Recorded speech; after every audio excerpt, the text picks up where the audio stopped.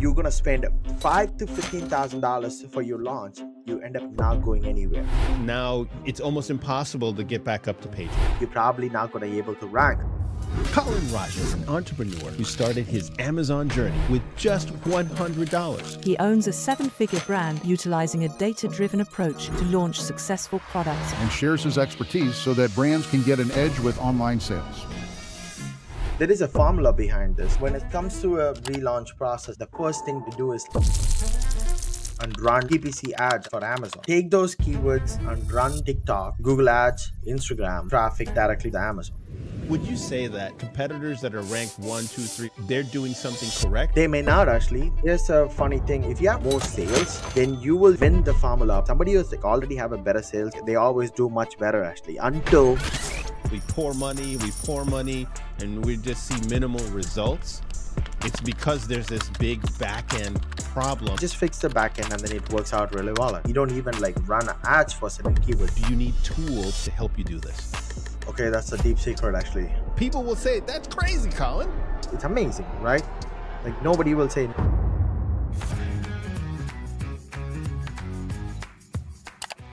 Thanks for joining me today on this 3-part educational series about digital strategies on Amazon and how to look for things that are flying on the radar. And today we're going to dive into the how to get this done on your account. On part 1, we talked about why it's important. Part 2, how to get this done. And joining me today, again, is Colin Raja, who will break down how to get this done and some of the tactics that will get your products ranked as well as launched successfully. Colin, thanks for joining me again. Thanks, man. Thanks for having me here again. That's amazing. Awesome. So part 1, we talked about one of the big misconceptions when it comes to launching is that you could just rank very easily or maybe just use a different browse nodes or categories. And that technique is not working like it used to simply because Amazon has changed the way they rank products today on Amazon. And you're saying that a lot of that is wasted effort and wasted money, but there's a proven way to get that done. So with the information and tactics you have, let's dive into that.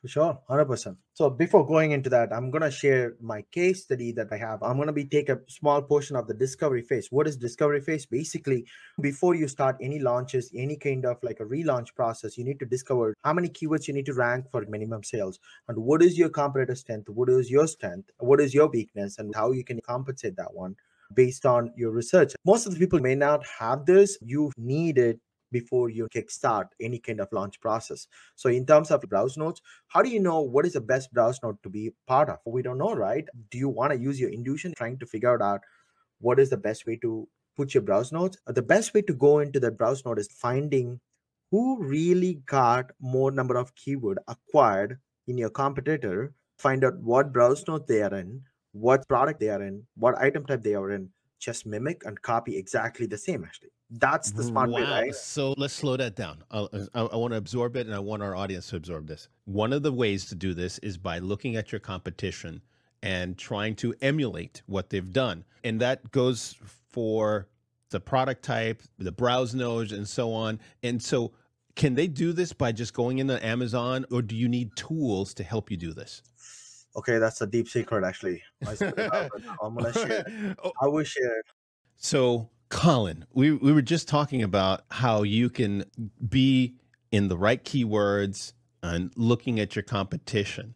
So one of the things that you've come up with and your team has developed is a way to do this. And you're saying a combination of tools and also by studying what's on Amazon on your competitor's listing, you can get some of that information. Is that correct? That is correct.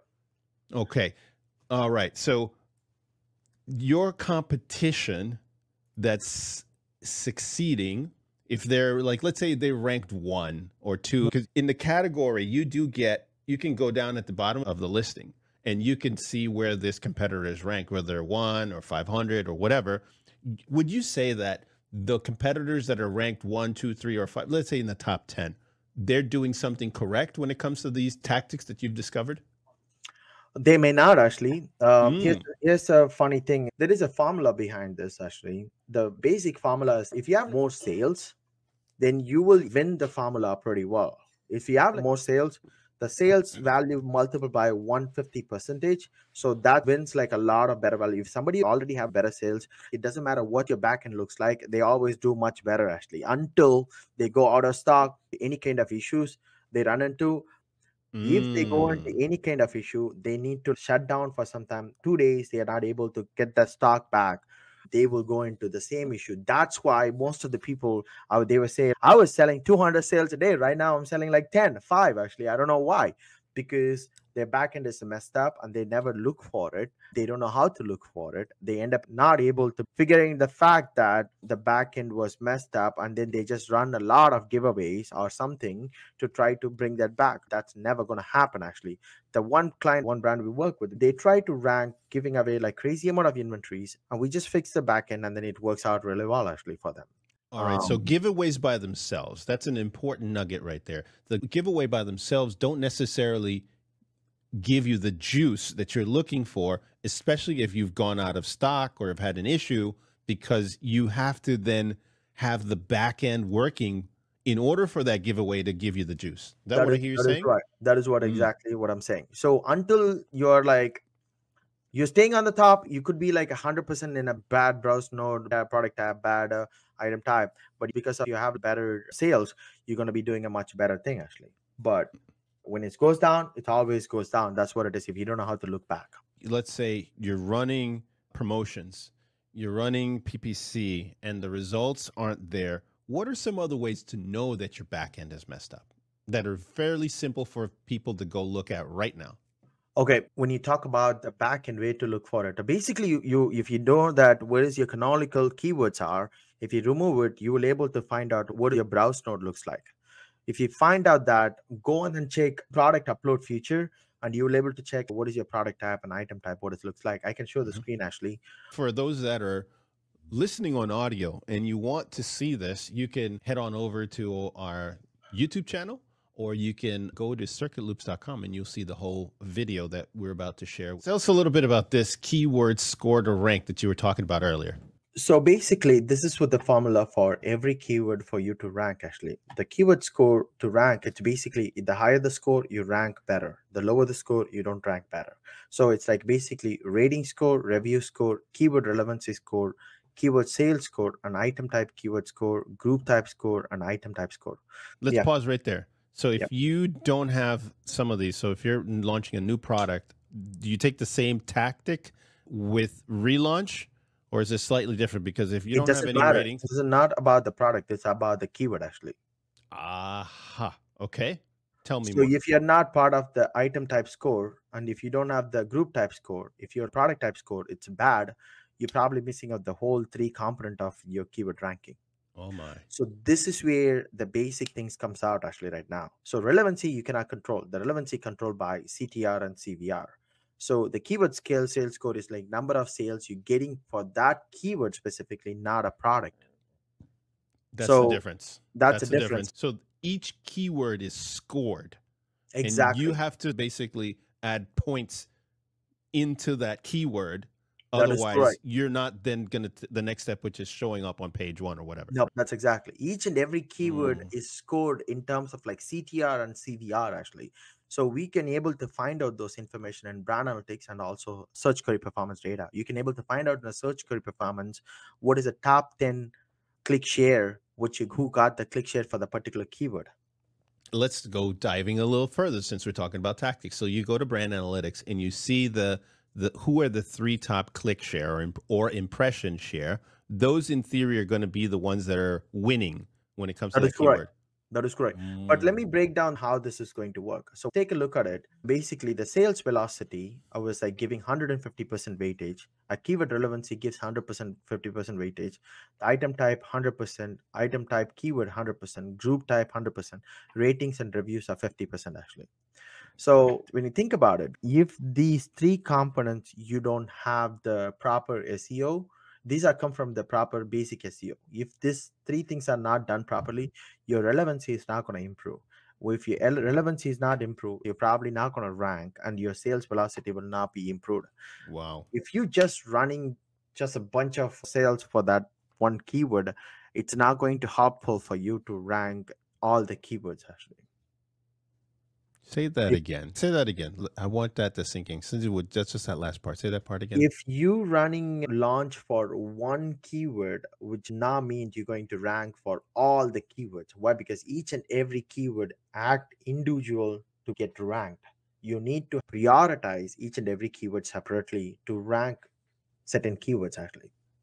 Should you have a strategy to rank with a handful of keywords when you launch? Or should you say, no, I'm going to just try one and see what happens? No, we take a 7 to 10 keywords to rank, but it's not like a different browse keywords actually. It's like one browse keywords, we take 7 purchase keywords.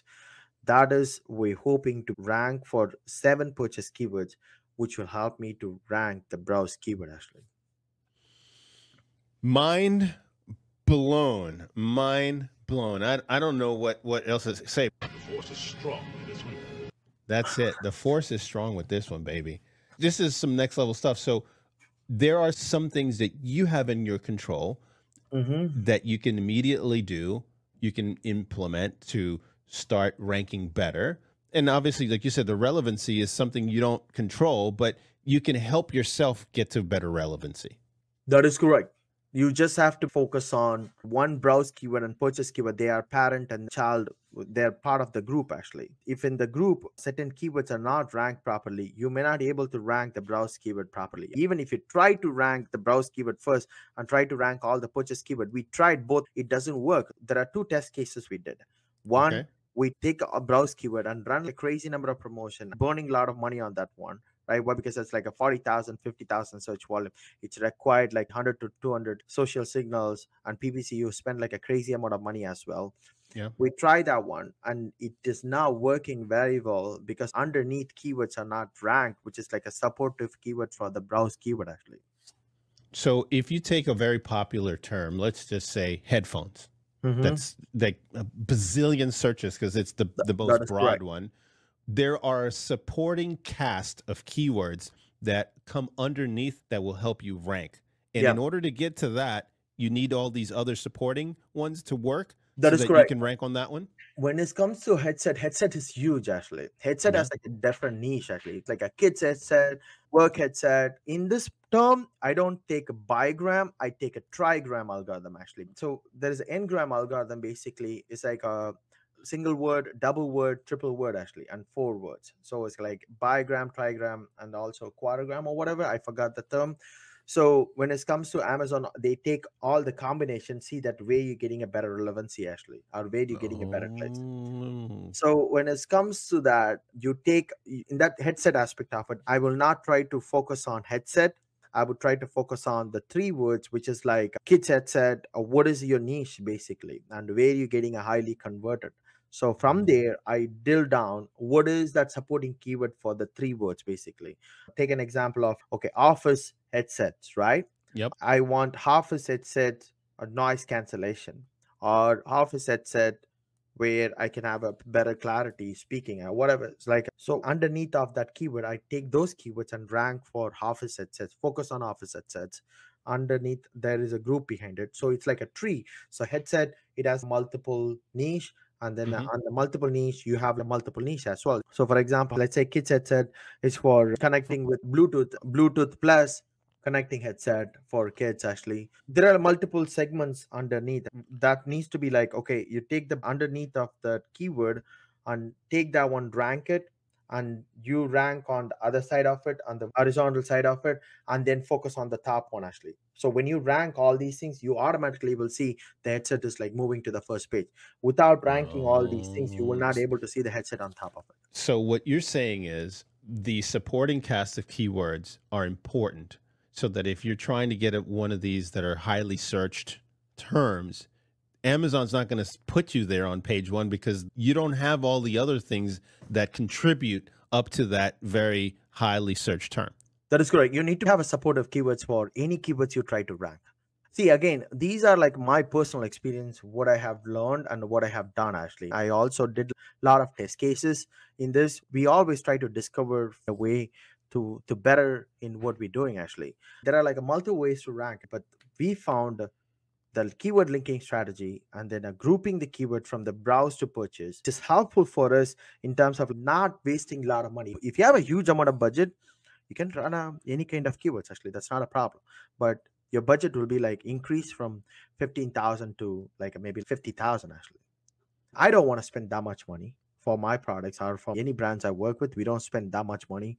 We try to eliminate unwanted spending, try to find out exactly how much sales required, minimum sales required for each keyword, and we try to stick to that one. And So we, let me ask you this. Yeah. So in tools like Helium 10 and others, I guess their estimate on a keyword and how many purchases you need to rank. So that's just straight up sales. If I take the example, let's again, headphones, the big one. It may say I need 200 sales, 500 sales to rank for that keyword. Should I take that at face value and say, okay, wow, that's a lot. I'm going to try to do what I can in order to do that with maybe lowering the price or sending PPC ads. Is that the way to go? Or again, should I go back to the basics and make sure that everything on the back end is aligned first before I go ahead and pour gasoline on the fire? That's a great question, Ashley. We have done stupidity before in terms of trying to rank for search 200 sales volume keywords. It's a stupidity that you need to spend that much money on that. Okay. But until you have a budget, for sure, you can go for it. But the best way, don't go for 200, break it down to underneath keywords, any keywords, which is like 5 to 10 sales estimated. We focus on those keywords. At the end of the day, what do you need actually? What is the ranking? Bring it to you. It's sales actually. So assume that you bring the product and the product required, your estimation product sales is, okay, I want to make 40 sales. So if you break it down to, okay, I need 20 keywords to rank for 40 sales. Why do you need to focus on bigger keyword at that point? You don't need it. All you need to do is focus on is, okay, there are like a set of keywords there, and I can compete with this keyword in my price, within my budget. I can rank these keywords in much better way instead of focusing on spending $50,000 for a bigger keyword actually. So all I focus on is, before even selecting the product, I focus on finding these keywords. So I need 10 keywords to rank to get 20, 30 sales for this product. Anything above, it's an advantage for me. Like I can get it. But the first KPI for me is like getting 10 keywords ranked so that I can get 20 sales. Nice. You don't have to beat yourself up going for the big top search keyword that has the most sales on it. Yeah. Go for the ones that have 5 units, 5, 7, 10 sales so that you can be moved up into that category where your product is being served to a wider audience. I'll give you an example, right? One of the product, what we have done, it's a baby product. It's a $170 product actually. We focus on that product basically like a basic SEO, and we find out, okay, we can able to 20 sales, $150, 20 sales. It's amazing, right? Like nobody will say no for that happiness. So we try to focus on the purchase keyword, which is a highly converted keywords actually. Okay. We take the highly converted keywords and try to focus on that, rank it much better. We ranked it in 2 weeks and we started selling like 30 units a day. Easy. Whoa. And when we saw that all the browse keywords are coming up, which is like on the top, we even rank for the brand keywords in 3rd place actually. Nice. So our sales went to literally 30 to 60 units a day, and we really went out of stock. We're coming back in stock right now.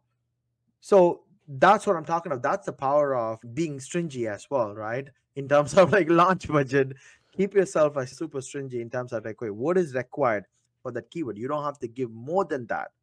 You don't have to give less than that. If you between 1 to 4 in terms of like click share, and if you can able to be like a below 2 or 3 in a conversion aspect of it, you should be able to see yourself in the top 2nd row. And from there, when you get there, you grow more than that. So one other thing I can also tell you is, okay, each and every row has a value for it. In the first row, you take 40% of sales. The second row take like a 35%. Third row will take like a 20%. Fourth row will take 10%. It's keep going. So for example, in the headset, right, it's required 20% of 400 sales to get to the top 3%. Why? You don't have to focus on top 3 positions actually. So what we focus on is like a 6th row, which is like 8% of a click share of the sales. So which is like 200 sales multiplied by 8, how much it is actually, which is like 16. 8% of 200. Yeah, that's 16. We focus on getting the 16 sales, see that the product is coming up on the there actually. That's it. And then once I get there, I improve that one to the next level. Okay, next 10%, next 15%. Is that percentage kind of baked in? So is that something like the value that Amazon is looking for that you're just talking about? For row one, they want 40%. And so if you're not getting there, you're not going to get to row one, position one. Or is that okay? There is something called a heat map, right? So that's how the traffic goes. Think about the basic aspect of it, right? If you're getting a higher traffic, you're getting a higher sales because that's the percentage actually. If you're getting only like a 30% of searches, so you're probably going to get like appropriate conversion as well, right? That's what it is. When you're getting like 8% of it, you're going to get like only so that is the numbers come from. So the numbers come from it's not only like how much sales required from that keyword, what position you're focusing on to get how many sales. If you're focusing on like a fifth row or sixth row, you require only 8%. You don't have to give that much giveaways, that much clicks actually, that much social signal. I see. So you got to really think about this strategically, what I hear you saying, instead of I want to rank one, but if you don't have any basis for it, understanding for it, you could waste a ton of money trying to get from position 1 or 2. Whoa. When it comes to that, again, mind blown. So Colin, let's not give away what we're going to do on part 3 because you're starting to give away the results. So thank you for joining us on part 2 of our 3-part educational series on next level SEO and marketing tactics on Amazon with Colin. Join us for part 3 where we talk about the results and what you can expect on your account. I will see you there.